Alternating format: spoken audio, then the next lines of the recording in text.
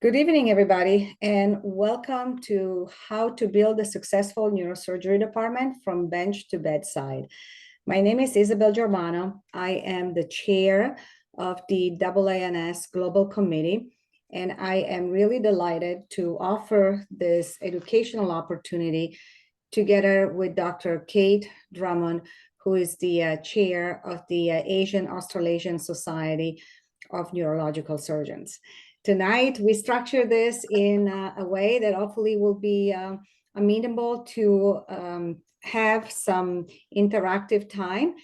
We have two speakers, one from the US and one from the Asian Australasian Society, followed by a discussion. And then we will repeat with a Asian Australasian speaker and a US speaker.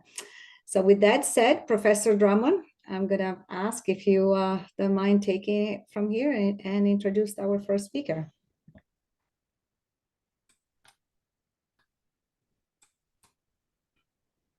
Hi, I'm Kate Drummond, and I'm the neurosurgeon from Melbourne, Australia, and I am the chair of the Asian Australasian Society of Neurological Surgeons, the largest continental society, given that we have countries like India and China in our purview.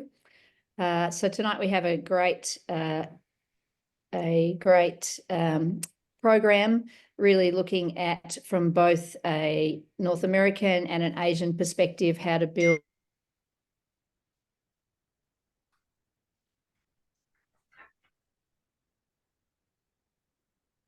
I'm afraid that Kate, you froze. Yes, okay. So somebody must have gone wrong with the internet. I'm gonna stop sharing and invite our first speaker, Dr. Gelareh Zadeh, who is professor and chair at the Mayo Clinic, to please grab the screen and start the presentation. Thank you, Gelareh. Thank you, Isabelle. Thank you, Kate. Can you hear me? Yes, we can. Wonderful. So I really appreciate the opportunity. I really enjoyed the format of the session. I've recently moved from University of Toronto, where I was the Dan and Professor Chair of Neurosurgery at University of Toronto, to the Mayo Clinic in Rochester. And I appreciate the opportunity to speak with you. So I thought about the topic, and I thought perhaps one way to frame how to build a successful neurosurgery department from bench to bedside is to think of what I consider perhaps to be how to develop and mature the phenotype that results in a successful department in each one of us as faculty member. So I think you can categorize us as surgeons. Of course, we're neurosurgeons. We're scientists in the terms of academics, whether it's bench research, investigative research, clinical research, translational. I think there's an element of scientist in all of us. And ultimately, we're entrepreneurs, whether we generate a product that has the capacity to be shared with the world, to be integrated and adopted by the world. I think whether there's some monetary benefit to it or not, then we're entrepreneurs. So what is a surgeon clinician? We, of course, strive to have excellence in care delivery for our patients through our surgical expertise and mastery. And we spend a significant portion of our time, and that is the phenotype we would like to enhance for building a department. We want the person that strives towards excellence in delivery of care. Quality and safety of care is important, and to be able to fine tune and adhere to guidelines, best practices, and also advance guidelines and best practices in the subspecialty area. And then more importantly, as we progress through our career, we want the phenotype to be able to adopt new surgical techniques, innovate in how we deliver care, and improve care so that ultimately we can in fact impact health policies. And I think in culmination of all of that, that's the element of clinical care that we bring to the table. From an academic perspective, scientists are created where we want to make fundamental discoveries. And again, to emphasize in my mind, it could range from bench translational to clinical using large data sets for us to be able to make that translational research discovery and close the loop and cycle of application to clinical care and to define the frontiers of our subspecialty. And perhaps an area that we don't think about often in academia, but I do think it captures who we are in academia, is that element of entrepreneurship that we would all embody. What does that mean? It's needing to create that product that is adopted by others. So whether it's guidelines, for example, and policies that we create through the work that we do, whether it's entities that we generate through discoveries, patents, through commercialization, we have that element of entrepreneurship, and that's the phenotype that we want to develop, and to be able to actually propagate that, not just to our institution, to our other disciplines, but more broadly in the field. So I think these are the key elements of people that you recruit, and ultimately the department is shaped based on the individuals you recruit and support. I think as surgeons, it's a natural and expected element of what we do in academia to be able to perform and deliver good care, to be able to have that potential to accelerate new ideas, and to be able to have an impact on what we do for patients. When we think about how we then convert what we do day to day to an entrepreneurial component, it's in the form of promotion for us in academia. What is our currency? What is that element of how we then exchange between each other, how academia is promoted? It's through promotions, through academic ranks, through securing tenure. Perhaps it's through job security, through pay raises. There is an element of recognition, perhaps notoriety, awards that come with the work that we do, and receiving peer review funding, peer review publications, and resources that come from the hospital. And that's in part how we could capture what that means to us and how we would reward faculty, for example. And then I go back to entrepreneurship. There's a slight difference in how we look at this, is that those discoveries and inventions that people make have to be propagated and have to then be commercialized, be used and adopted more broadly. And so that element of our thinking in the phenotype of people we want to recruit is an emerging and developing phenotype of the academic surgeon, investigator, surgeon, scientist. So something happened to my slides. Can you see my slides still? Yes, we can.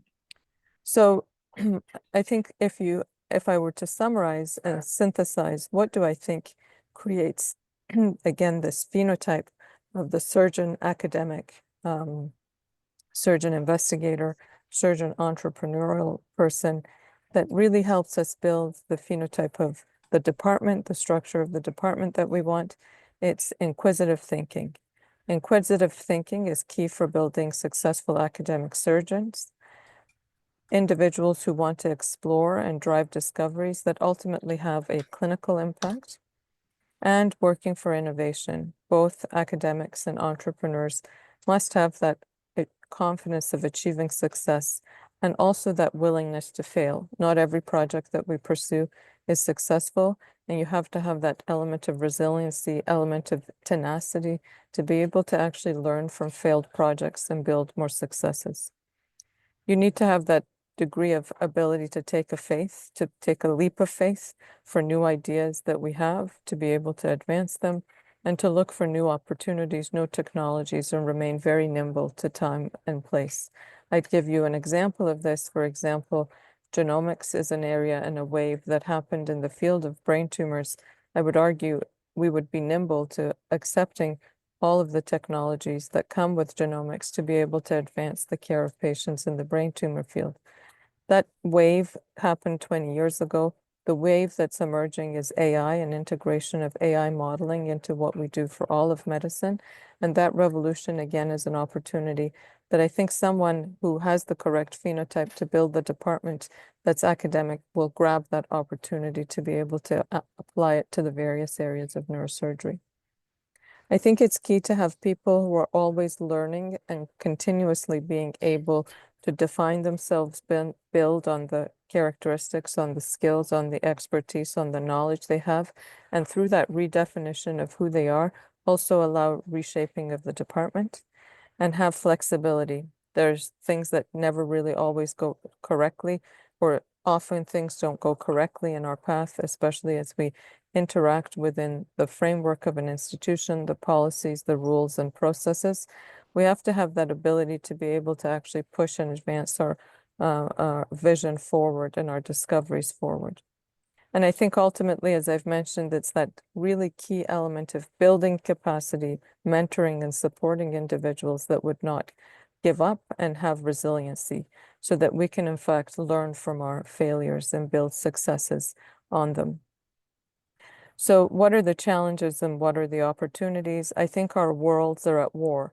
If you think about what we're intended to do as surgeons, as clinicians, we're intended to really provide safe, quality care. Taking risks is not something that's a natural to us as surgeons. We need to be sure that we can go into a procedure, into an operation, and come out with quality care for the patient and do the best we can.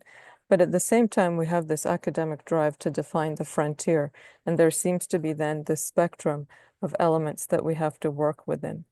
So I think some of the gaps are that we often stop supporting and mentoring individuals once there's been a completion of training.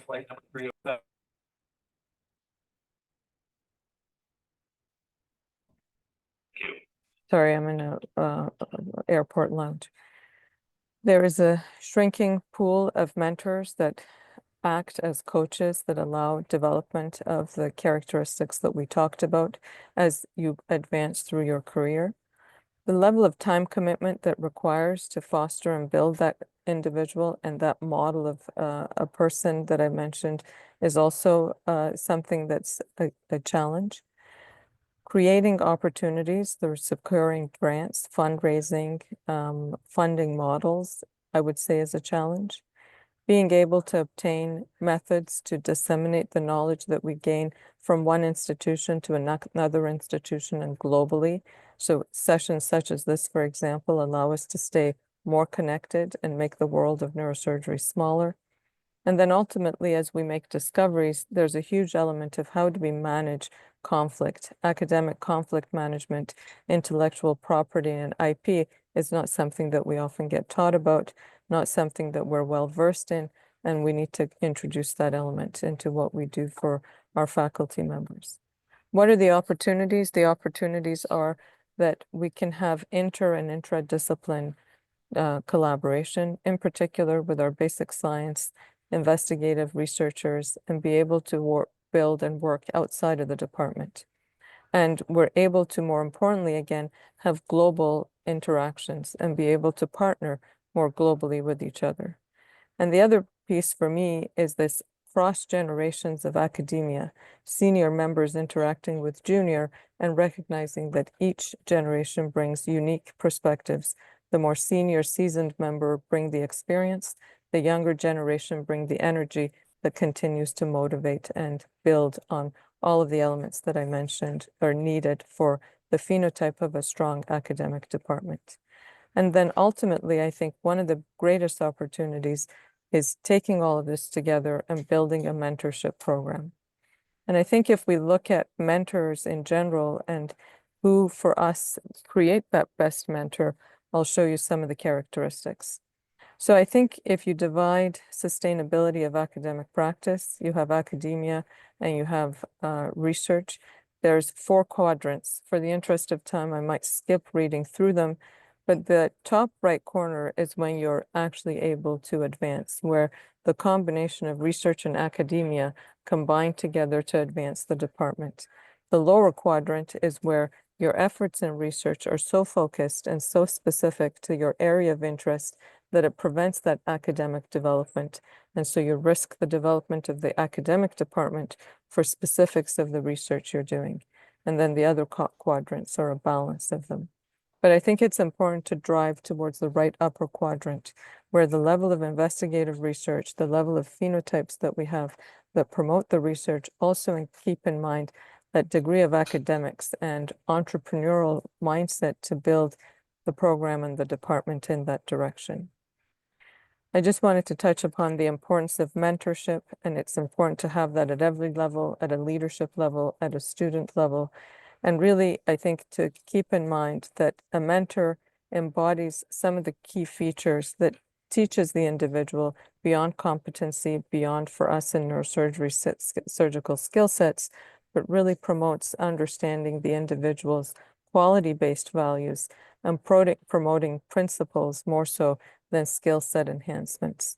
I think a good mentor-mentee relationship is necessary to help support the individuals within a department, understanding specifically your junior faculty, your mid-career and senior faculty to be able to promote them in their areas and very specifically to their needs, and being able to prioritize this so that they will feel that they come first and their specific unique talents are leveraged to be able to actually create the opportunities, not just for them, but for the whole department. So maybe I'll stop here. I know that we have a list of other excellent speakers, and I will be happy to answer any of the questions and discuss this with you. And thanks again for the opportunity. I apologize for the interruption if you heard the overhead announcement. Thank you so much. We're going to continue on with Lynne, Lourdes, Lucena from the Philippines. And after her talk, we're going to take a couple of questions from the audience. Thank you so much. I'll have to share my slide.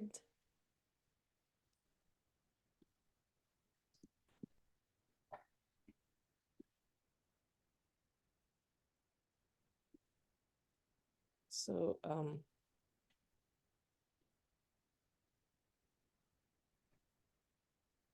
can you see my slide now? We can. Yeah, is it sorry. Okay. So I am Dr. Lynne Lourdes Lucena. I am presently the chair of neurotrauma of the Asian Australasian Society of Neurological Surgeons, and I'm presently the vice president of the Academy of Filipino Neurosurgeons. I'm also the former chair of the Philippine Board of Neurological Surgeons. So discussing something like building a neurosurgery department, I would say that I have been building it for the last almost 25 years from the ground up. As in, I started my practice in the Bicol region, which is south of Manila, which is the capital city of the Philippines. Then the population was 4 million, and I was the only neurosurgeon. So I started it as one in 4 million. So now we are like, the Bicol region is 5.8 million with 1,200 cases of traumatic brain injury. 6% of this is surgical. And we have 2 main tertiary government hospitals. Now it has increased already to 400 to 600 beds. So at that point, when I arrived, I was mainly taking on a lot of neurotrauma and cerebrovascular accidents, that's strokes. But through the years, we are now able to address operations, the vascular operations, and even also the other operations like spine operations with instrumentation, and also ventriculoperitoneal shunting, of course, for the congenitals, etc. So how did I do this? At first, clinically, I was alone. So I started teaching the general surgery residents because the main bulk of my cases at that time was a traumatic brain injury. So I took on the task sharing model in the Philippines, in which general surgery residents rotated with me, and they all go through 3 months rotation when they are in the year of second or the 5th year, and they go to all possible neurosurgical cases. I teach them how to do the craniotomies and craniectomies, evacuation of hematomas, which are all life-threatening conditions. So with this, I have been able to train neurosurgeons already, and 4 of them have graduated, although 2 of them are now in Manila, and 2 is coming back here in the Bicol region to share the responsibilities and also the work.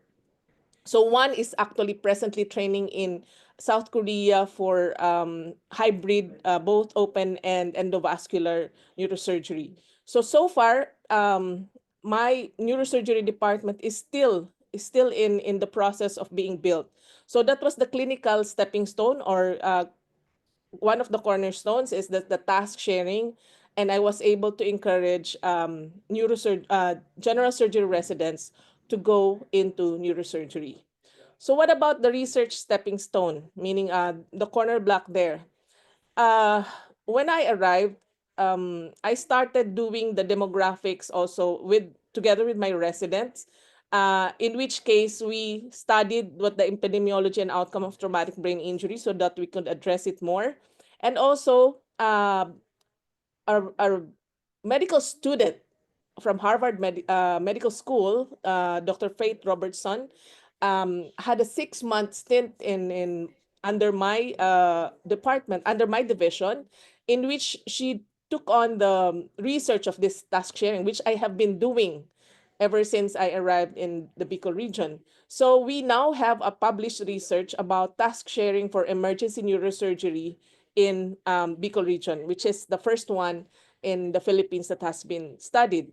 And from that, I became the neurosurgery committee chair in the AANS. So I started doing the first Philippine neurotrauma boot camp, in which I involved the different training institutions of the whole Philippines, so that I could learn from them and take on their best practices, and then later on apply it to my own neurosurgery department that I will build here in the Bicol region. And I'm also involved, so not just doing research on my own, but also getting involved and collaborating with other researchers and other neurosurgeons, both nationally. Here, we had the neurosurgical workforce of the Philippines in collaboration with my other colleagues in the Philippines, and also other researchers that I collaborated with, Professor Kate Drummond, Progress of Women Neurosurgeons in the Asia Pacific, etc., and also other neurosurgeons from other parts of the world. So with that, I brought in this research now into my institution. So we are planning to have some clinical trials, and also those are in the works already here in my present institution, which is the Bicol Regional Hospital and Medical Center. So what were the roadblocks and challenges? So first of all, I was one in 4 million at that time. So alone, it's the workforce. It was really something. So I had to do, be very innovative and resilient. And that one, the task sharing thing really worked, in which case, at some point, I would be operating on a tumor. And then here comes an epidural or an acute subdural that has to be operated on. So my general surgery residents will take that on the other room, operating room. So I was able to sort of multiply myself in that. And then later on, as I said, due to mentorship, I was able to encourage general surgery residents to go into neurosurgery, and they have already. I still have 2 more, I think 3 more coming in. They're presently in training in other institutions in Manila and in Cebu. So infrastructure, there was no infrastructure. I had to bring in my own, and also instrument, equipment, and materials, there was none. So I had to bring in my own equipment. In that case, during that time when I started 25 years ago, uh, it was very expensive. So I had to invest in secondhand hand drills to bring it into the province and use it for even manual opening craniotomies and craniectomies, even with posterior fossa tumors. I was doing that. So that was it. I started from that, but now I'm very proud to say that now in my present institution, I have an electric drill after 20 years. So, and now I have this microscope, and soon a brain navigation is coming in. So another roadblock and challenge was the lack of information or misinformation. I had to contend with that in such a way that I arrived, I was uh, female gender, and also young, they tended to look at you as who is this? She'll perform brain surgery, something like that. So so I had to educate from the nurses and the lay people that this is something that can be done here in the government hospital. You know, these things can be done here, and you don't need to go to the capital city. And also the misinformation of saying that when you open the brain, you know, they'll end up dead. So I had to correct that misinformation. And again, the high cost of care, they would think that an aneurysm surgery will really cost a lot. But now my patients, if you, I put them in the government, in the indigency program, they spend almost nothing. There's no balance billing. So the network, had to build the network from the ground up also. So collaboration, a good thing though was I had very good mentors from my former training institution, the Philippine General Hospital, whom I can call anytime, even at night, you know, to consult something.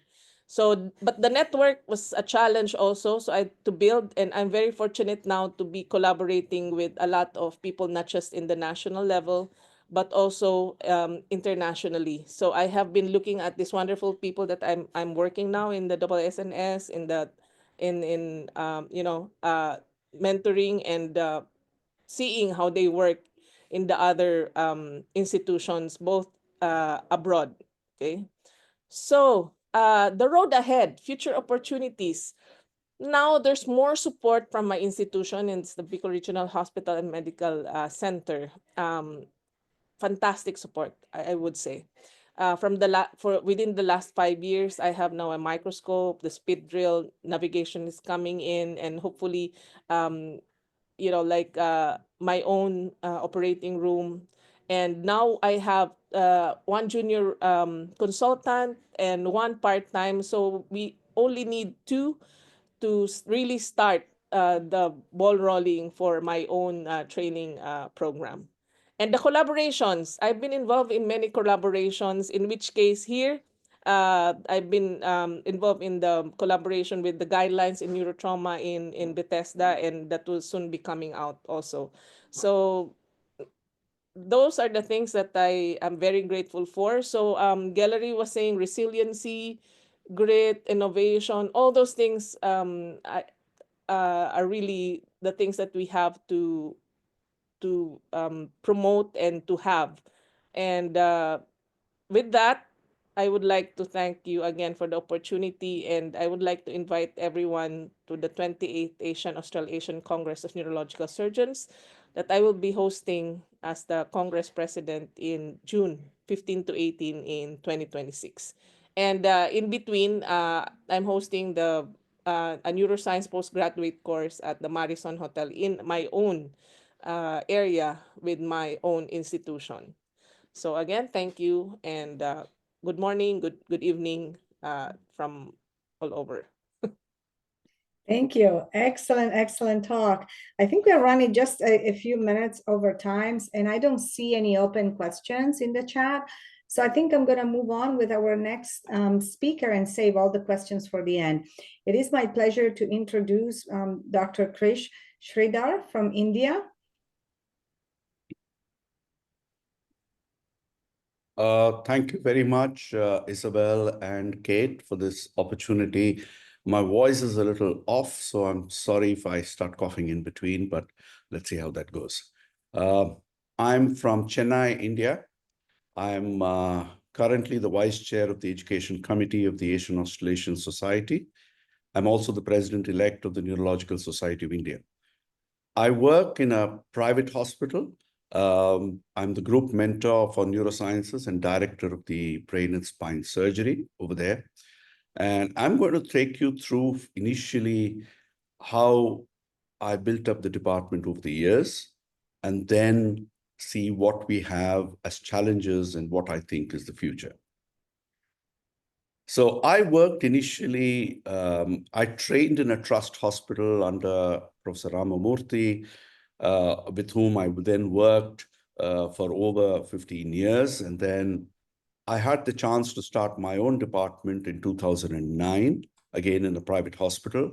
Now, one thing in India is that private healthcare is very robust. And the public hospitals are there. I'm sure many of you have been to many of the well-known public hospitals in India. Some of them are very good. Some of them are not so good. They all have their own budgets and they're structured. You can't go outside the structure, and everything is set up for you before you even join there. So the starting of my department, which I started, was in 2009. And at that time, I started with these two young boys. One was a registrar. He had just finished his neurosurgery. And one was an MBBS doctor who didn't know really what he wanted to do. So they were my help. And I started with a general anesthetist who liked neurosurgery. And this is the lady there. Then I moved quick to move to a dedicated neuroanesthetist and critical care specialist, because in my mind, if we want to do good neurosurgery, we need to look after patients well post neurosurgery. So I think in my mind, it is very important to have a good neuroanesthesia critical care specialist. And then I started having OT staff. I first was operating only in the general operation room, but then I got 2 OT staff to come for all my cases so that they could be trained into what I needed. They could be trained into looking after equipment, looking after micro instruments, because it's very different from other specialties of surgery. So I think the first few years was spent in training not only young doctors, but also getting a good anesthetist critical care specialist and training the OR staff, including the technicians and including people, biomedical, etc., and then working forwards on that. The next 5 years was a place of growth. We grew to 4 neurosurgeons. This gentleman you see here joined me in 2010, and he's the head of neuroanesthesia and critical care. And he's still with me, and he's my right hand. Because of a very strong neuroanesthesia and critical care team, I barely have a worry in the world post-surgery. And then we moved to having staff who were there. Now, this gentleman here, again, joined me in 2010, was with me for 15 years. This girl here is still with me. So we have a team which we have built over the years, and some of them with me and some have left for greener pastures. Now, this is how the whole graph goes. So this is in 2009, when I was alone with one neurosurgery registrar, shared OT and ICU, general anesthetist, taking care of my anesthesia needs. We were doing general neurosurgery, nothing very big. And then the growth happened over till 2014. We had a department of 3 neurosurgeons and 1 orthopedic spine surgeon. Now, I don't know how it is in other parts of the world, but the orthopedic spine surgeons do a lot of deformities and know how to put in the screws into the spine, sometimes better than the neurosurgeons. And what I feel is that it is always good to have an orthopedic spine surgeon with you, because they understand bone better than neurosurgeons, who know how to use the microscope and know how to handle the nerves better. So if you work together, it's a good thing. And then we had the critical care, we had our own OT, we had our own ICU, and then most importantly, exclusive OT staff, neuroradiology, which is also important, and then neurorehabilitation. Soon things moved further up, and then by 2020, I was able to control the entire neurosciences. And we had 4 neurosurgeons and 1 orthopedic surgeon. We have 3 specialized critical care and a host of registrars in critical care. We have almost 24 beds in the neuro ICU floor in my hospital currently, including 12 ICU beds. We have 2 exclusive neurosurgery OTs. We have exclusive staff and neuroradiology, diagnostic and intervention, and neurorehabilitation specialized for neurosciences. More importantly, because of all this, we also started doing more complex work. Not only the regular, but we started doing complex spine, brainstem, epilepsy, pediatric and adult neuro-oncology. And very, very important, I was able to get a research assistant, something which I could not before all this. So evidently I was doing the right things. So I was able to convince the management to get me a research assistant. And then we started doing our clinical research and other things. What are the challenges? The one and only ego. So when you want to build up a team, the problem which I found was one of the most important problems was that egos of persons, especially of neurosurgeons, we all have big egos, and the egos prevent one from working in a team. The concept of teamwork, where each one has their space but still works together, is something which we need to understand. And it's sometimes difficult to make people understand that you are not going to take away individuality, but you would have to work in a team. And that's something which you have to look after as a leader of the team. You would also need to balance the different egos which you have in your team. And I'm sure all of you as chairs understand this, the balancing act, which you would have to do. Different people from different places coming in, different perspectives, you would have to balance it all out. And that is a challenge, but that is something which as a leader you would have to do if you would really want to build a good team. The healthcare economics. Now, as I told you, I work in a private hospital. We do well, but at the end of the day, manpower costs and technology costs are something. Every financial year, you would have to come up with a budget. You would have to look at where your budget is, whether your manpower costs are good. You cannot exceed manpower costs. You need to look at your technology costs. You cannot have all the tools or the toys that the market brings out.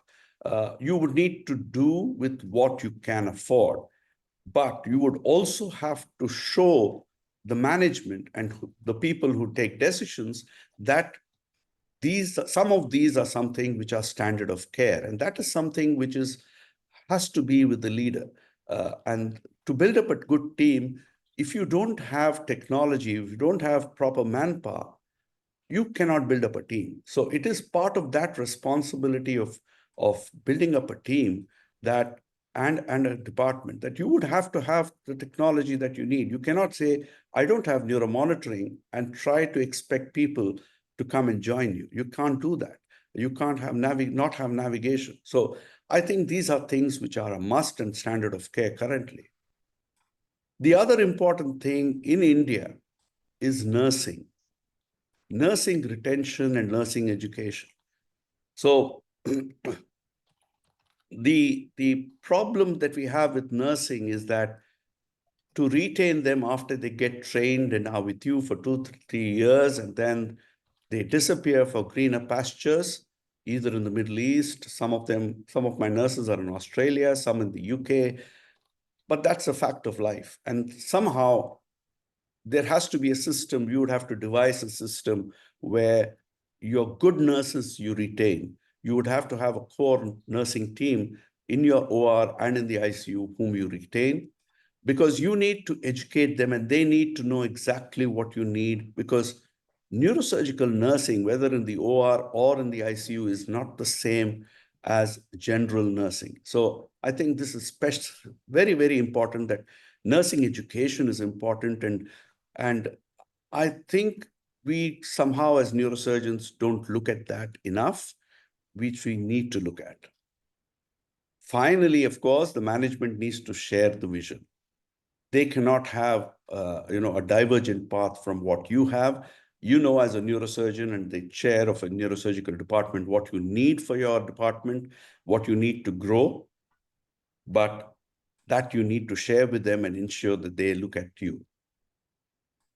Now, research is a big challenge in India. The reasons: time, inclination, and infrastructure. Yes, time is a problem, especially in the private sector. we are busy looking after patients. Very often in the public sector, the work can be done by residents, chief residents, your assistant professors, and therefore you may have time to do basic research, write up your grants and things like that. But in the private sector, each patient, whether it's a chronic subdural hematoma or whether it's a petroclival meningioma, they're all the same. They demand their pound of flesh from you, and they require your time. And therefore, time is a big problem. The second point is inclination. I find that more and more the youngsters who are coming in are not so inclined to doing research, whether it is basic research or clinical research. They would rather just have the fun of operating, but not get into research. And that is something which I think we need to look at as leaders of different institutions. And of course, the infrastructure to do research. So infrastructure to do basic research is not very well established in India all over the place. If I want to do basic science research or neuroscience research in Chennai, I would perhaps not be able to do it. And I would have to go and set up and look at different things, while in other places, you could have better infrastructure. Having said that, we have been able to publish quite a few number of papers which have made a difference, which are significant, in my opinion. So clinical research is something which is easily possible and done. But basic research, I think, has a problem which we need to look at. What about the future? I think we just need to keep at it. We need to keep at building teams. We need to look at collaborative research. I think if we do not have something, we need to collaborate with people who do have it.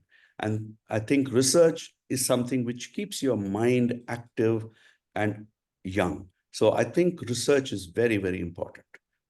We need to explore new horizons in neurosurgery, whether it is AI, whether it's a new procedure, whether it's a new approach, a new way of doing things, a new surgery.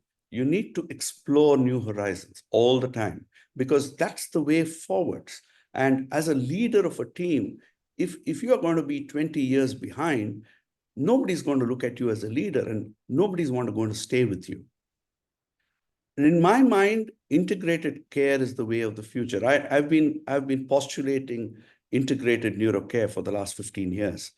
I think currently we need to look at working together with all branches of neurosciences. We cannot be in a silo of neurosurgery. We need the neurologist as much as we need the neurorehabilitation, and we need to be talking to them every day for every patient. And I think that is very, very important for better patient outcomes. And most important, I think we also heard about mentorship in the last talk. To build up a core team requires mentorship.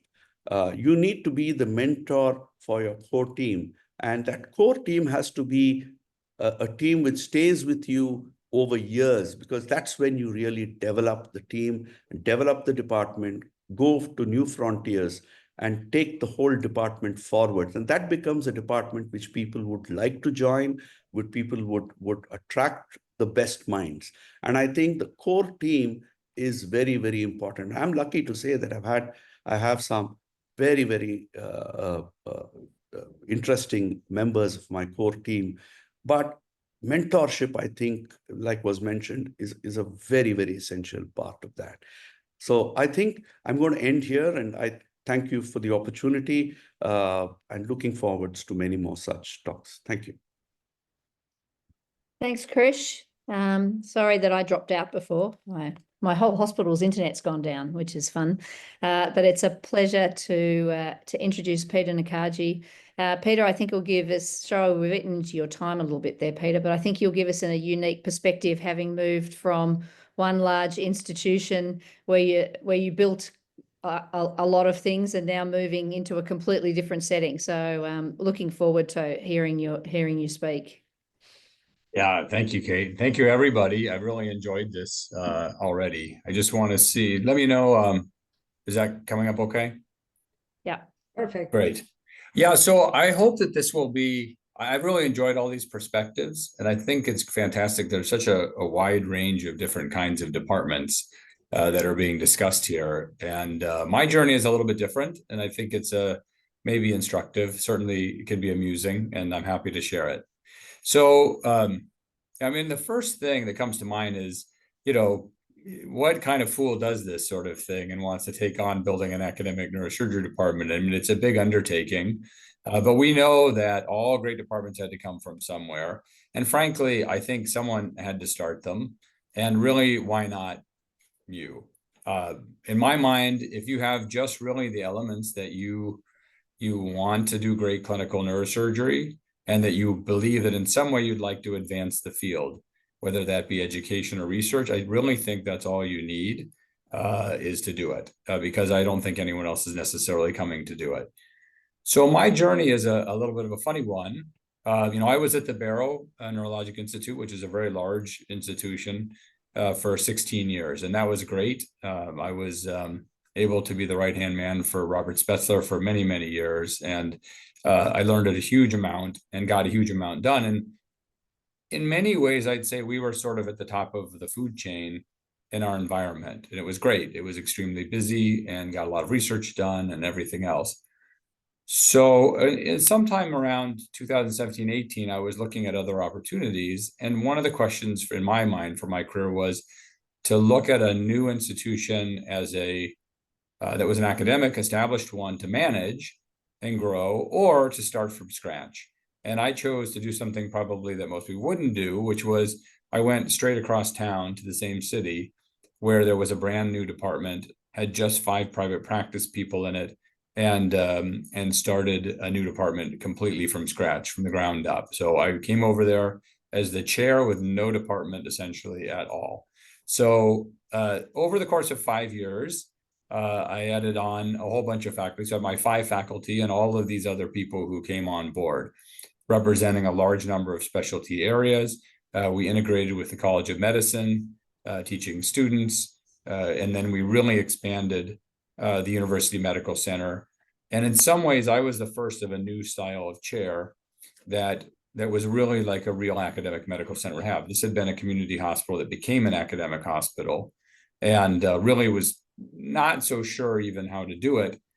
I found that great because they really were open-minded to the idea that you could do it, the way that you wanted to do it and grow it. And nobody was really there to tell you that that wasn't the way. So that's really where we started going. The first lesson that I think I would want to share is really this concept of who, not how. It's, and I think other speakers have mentioned this, it's really the people. And how I evaluate them is really on the 3 C's, which is character, compatibility, and capability. The character people is incredibly important. Compatibility means how well do they get along, and capability is how good they are. But in fact, it's in that order. Meaning you have to get good people first. They just have to be good people. You have to be able to trust them. They have to be trustable, and they have to be trusting people. Compatibility is they have to get along, because as a chair, you can spend an endless amount of energy brokering personalities if they don't naturally get along with other people in other parts of the hospital, other services. And from those 3 things actually boils up your culture. And the culture is a great thing because it takes care of things on its own. And the reason, the simple way to think about it is, if you have the right culture, things happen correctly because people like us do things like this. People like us, that's what we do. We wouldn't not see a consult in the middle of the night if the person's sick. We're going to come right in.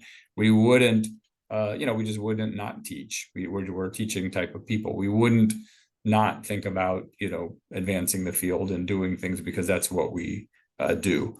Warren Buffett says always that you need, the way he said it was, you need integrity, you need intelligence, you need energy. And in the absence of integrity, the other 2 will kill you every time. And I think it's just so true. So really think about that with the first people. And the other thing I would think about when you first start a department, this is a really important lesson. I really did learn this in partly from Robert Spetzler, although they didn't put it quite like this, but it's workhorses versus show horses. So most people who become a chair, you know, are probably a show horse of some kind, meaning, you know, like the people who you see here, they're all superstars in some way. They've definitely, you know, got CVs that look like, well, nobody knows what a phone book is anymore. But if you did know what a phone book was, you'd know it's a, you know, they're full of accomplishments. They've accomplished so many things, and you know, maybe are superstars in science, and superstars in clinical medicine, superstars in teaching, whatever.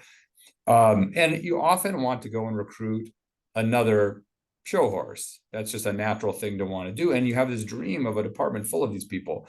But what I would say is you need a certain number of workhorses and show horses spread around together, because those people often are just great. You know, they're maybe great doctors, maybe they're not famous, they take good care of patients. When everyone else is at a national meeting, they stay home and they just do the work. And in most departments, you need someone like that you can rely on. And I think about my partners now, some of them were not well known, but boy, you wouldn't think of a better doctor. And if I had to send my family member, some of them I would send to them, even though you've never heard of them. They're great, you know, great surgeons. The what part, I think, is the part we get stuck on a lot of times, which is, you know, how are we going to have all these capabilities? And I think those are very important. Much like Dr. Sridhar said, you know, you have to think about, okay, we want to add these capabilities. So we're going to build up bit by bit and add them in each area. And so you think about the specialty areas and what skill sets each of the people bring. That really depends on, though, harnessing people's interests. You can't make them do things that they don't want to do. So it's better to get people who have those interests and simply make it easy. Often it's where there's a need, meaning there's already a patient population. And that's because that means there's money there for it. And that is often where you go. I have to admit that as I grew my department, we were incredibly successful from a financial standpoint. I think in some ways that became a problem as time went on, because we were so successful that the administration became more interested in that piece of it than anything else. But often it is important, because if you are making a lot of money in some area, that's how you can ask for resources back. So we did, you know, to some degree, make sure that we were always doing things that the medical center needed the most, because it paid for everything else. All the other pieces, all the learners who came in, the residents, fellows, and students really helped us to grow. And I would say that one of the things that I did was delegate very quickly, trusted people a lot, empowered them. Some of our students, for instance, were empowered way ahead of schedule. We just gave them a lot of mentorship and a lot of help, basically a direct line to me all the time. And we exploded a whole bunch of kinds of efforts. And that's really where our academic progress went. So I focused on building out all these specialty areas, and added the same thing, you know, open, brainstem surgery, awake craniotomy. I got a great functional and epilepsy person. We did a whole bunch of new kinds of skull-based, minimally invasive. Ali Baj brought expanding spine. But on the research side, what we did was really do something different, which was we created a culture that we were people who did academia. And we started something called the Waterfall Project. And the idea of that was that we spent a lot of energy training the medical students and the visiting research fellows and the residents to do research, but we also trained them to be good mentors. So the job every year was that they both had to do projects and they had to mentor other people. And that meant that by the end of 2 or 3 years, they were not only doing projects, but mentoring people, and the people who were being mentored were coming in and doing new projects, and they were mentoring the people behind them. And so then if I was stuck in the operating room all day, or even worse, stuck in many, many hospital meetings, then I would have them continuing to work. And one of my greatest joys was getting stuck one day in a meeting, which I didn't want to be in. And I asked them, I told them I was sorry that I missed the research meeting. And they told me, no problem. We did the whole thing without you. They did the whole thing, kept going. Nobody missed a beat.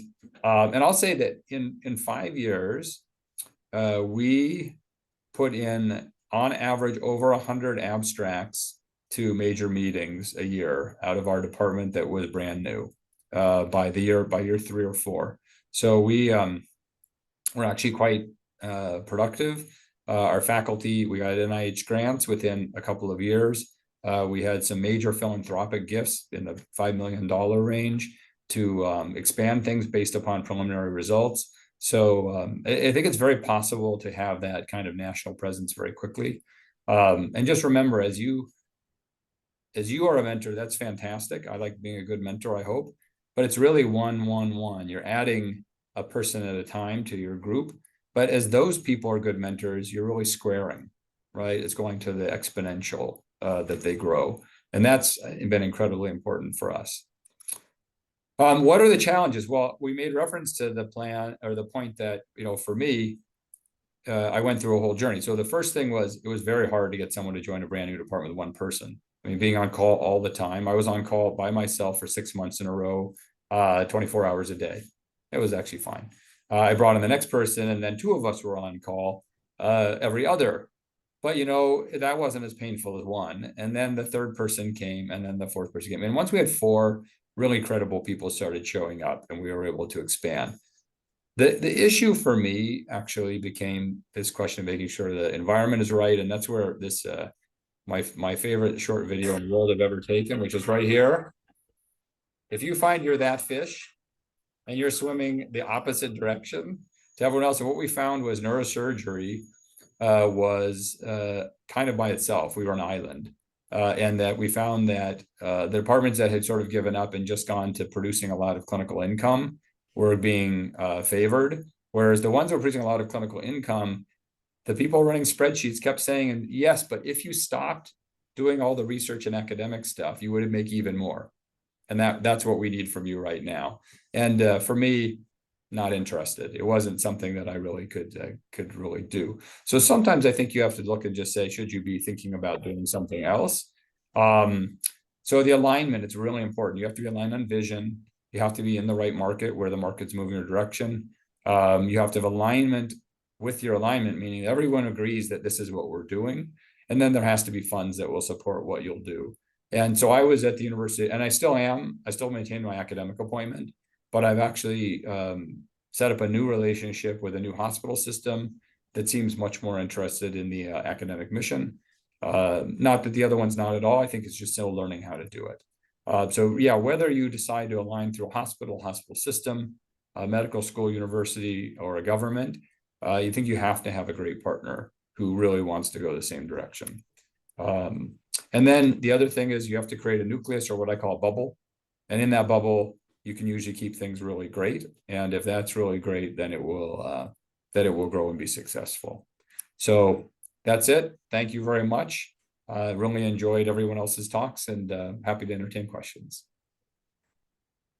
Thank you. What a fantastic panel of different talks. I think we have 4 brief questions, so we're going to ask one to each speaker.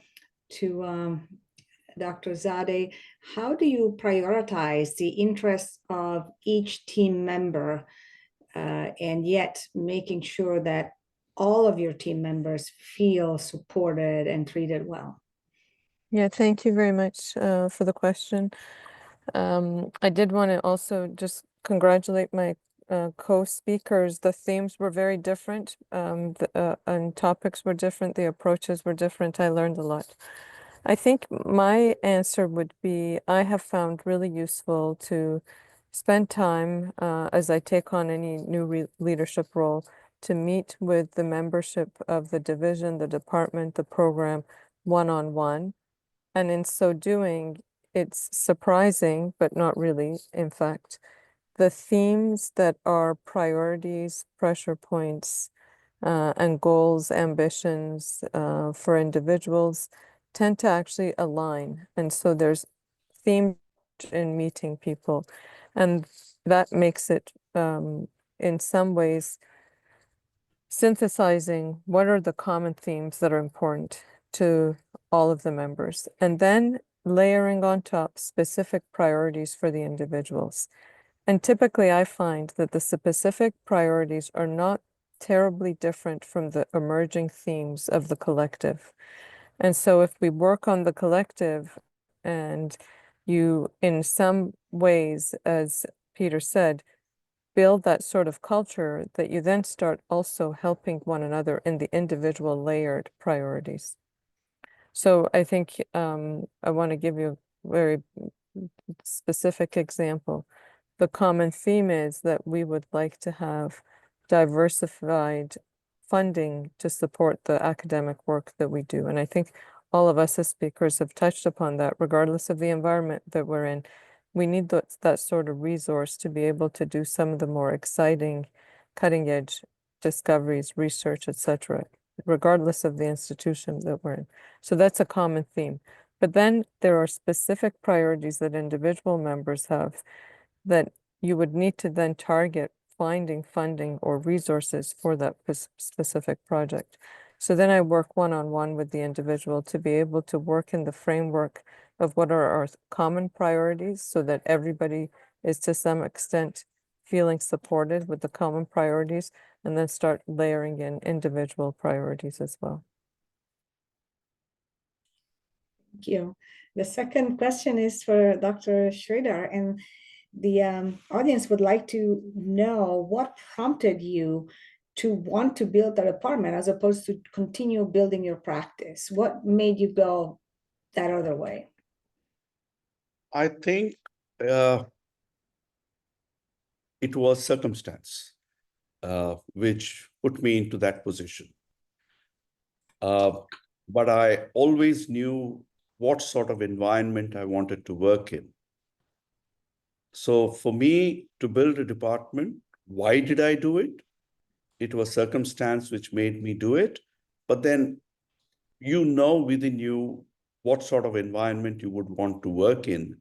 And once you have that, like what Peter said was the culture, once you have that, the rest is not so difficult if you know really where you want to go. So I think that's what prompted me to build the department.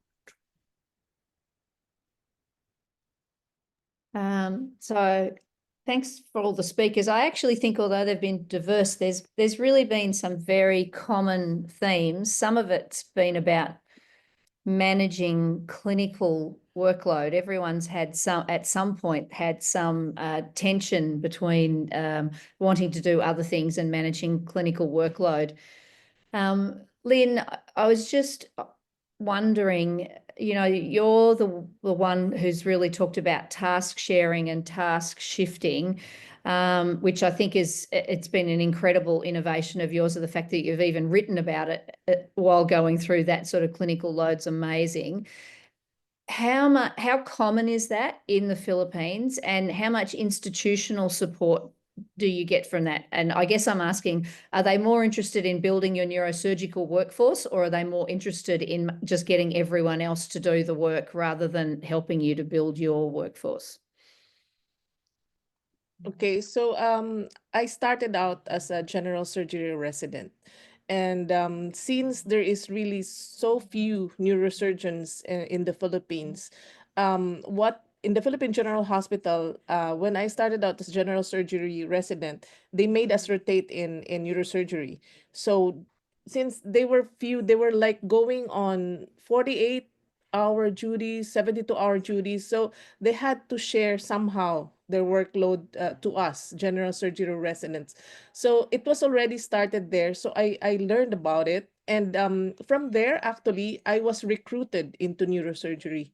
From being a general surgery resident, making the seniors, the neurosurgery straight residents were making us do this because they're like falling on their faces already. They're doing meningiomas in the morning, and they have to do this life-threatening surgeries of evacuation of epidural at night. So they had to really make us do it somehow.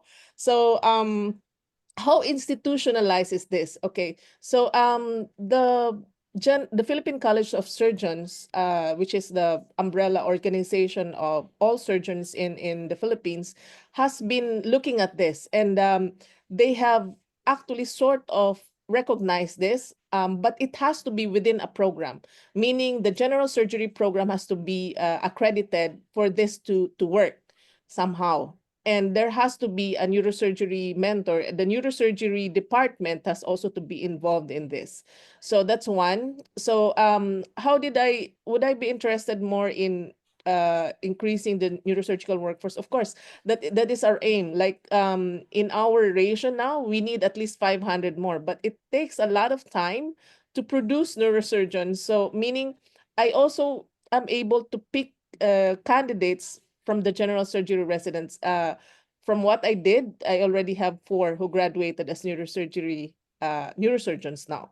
So, and there are 3 more, as I was saying. So it sort of worked, helped me, multiply myself and address the needs of the people here in my region. So Thanks, Lynne.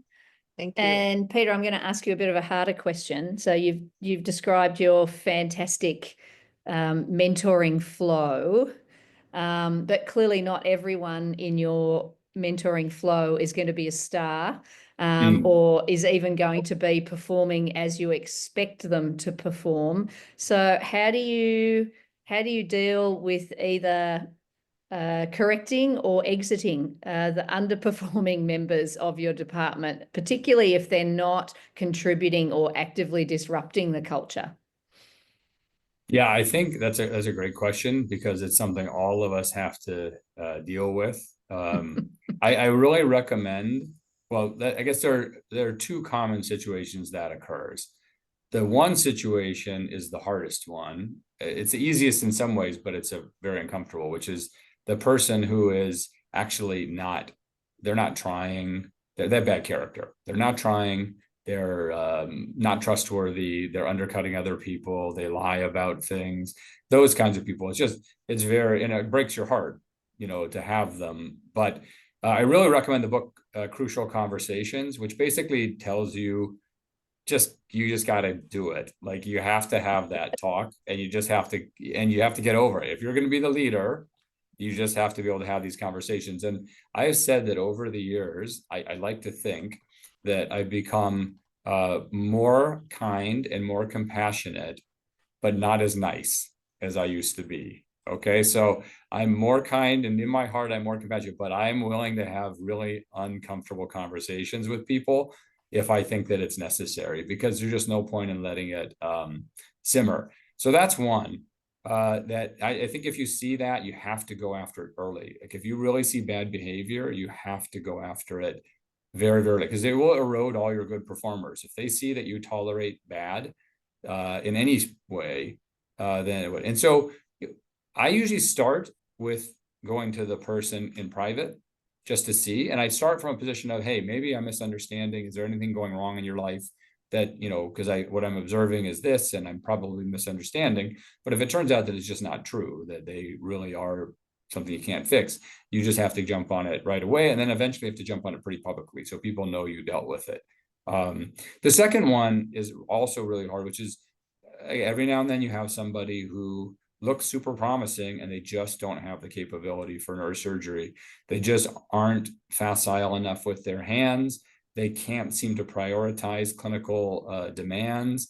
They stare at certain kinds of problems, and they just can't do it. And you can't even find a lane that they can stay in where they can do it. And I think the same thing is really true, which is you spend a lot of energy trying to determine if there is something that could be fixed. If it can't be fixed, then I honestly think you're much more compassionate to just let them know. And the worst thing that I see is the people who go 5 or 6 years in a training program, and then right at the very end, they get cut. Like, we've used them for labor, but at the end we cut them because then they a lot of times will strive to stay in somehow, and some of them finish, and then they're very dangerous.